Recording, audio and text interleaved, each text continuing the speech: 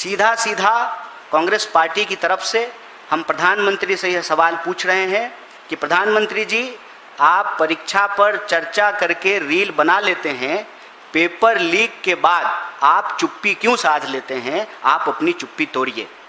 Incompetent, incapable जो ministers हैं आपके, अपने मंत्रालय को छोड़ करके दुनिया की हर चीज़ पे वो बात करते हैं, लेकिन अपने मंत्रालय की जवाबदेही वो नहीं लेते हैं। शिक्षा मंत्री को शिक्षा मंत्रालय की जवाबदेही लेनी पड़ेगी और वो जवाबदेही वो पूरा करने में विफल हुए हैं, इसलिए इस शिक्षा मंत्री को बर्खास्त करना चाहिए।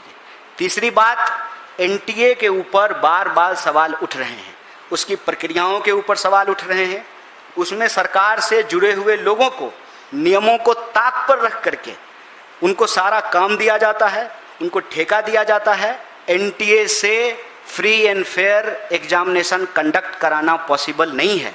या तो आप एनटीए से परीक्षा लेने की जो काम है उसको वापस लीजिए और एनटीए को इससे बेदखल कीजिए। अदरवाइज अगर आप चाहते हैं कि एनटीए जैसी कोई संस्था इस देश में एग्जाम कंडक्ट कराए तो फिर उसको संवैधानिक दर्जा दिया जाना चाहिए। एक एनजीओ की तरह जो है एनटीए नहीं चल सकता है।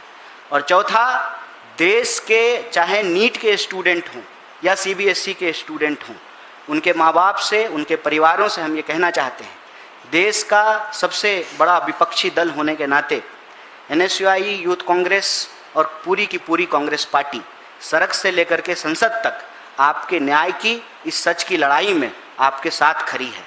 आप सब जानते हैं कि नीट के प्रतियोगी छात्र के परिवारों को हम लोग मदद कर रहे हैं, बाकी परिवारों को हम मदद करेंगे। और सीबीएसई के जो स्टूडेंट हैं उनके लिए हमने एक हेल्पलाइन नंबर जारी किया है, एक टोल फ्री नंबर जारी किया है।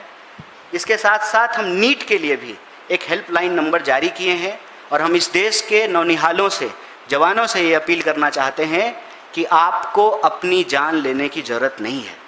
किसी और की नाकामी के चलते अपना बहुमूल्य जीवन गंवाने की ज़रूरत नहीं है।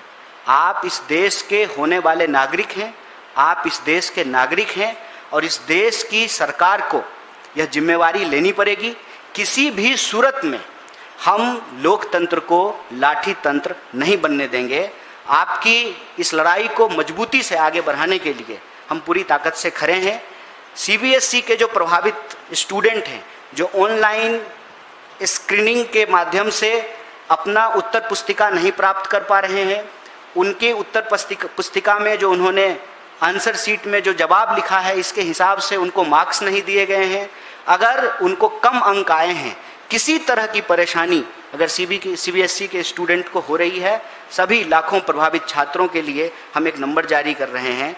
एनएसयूआई ने इसको अपने सोशल मीडिया हैंडल से जारी किया है। हम आपके माध्यम से देश को फिर से इस नंबर को अवगत कराना चाहते हैं। नंबर है 9260030030।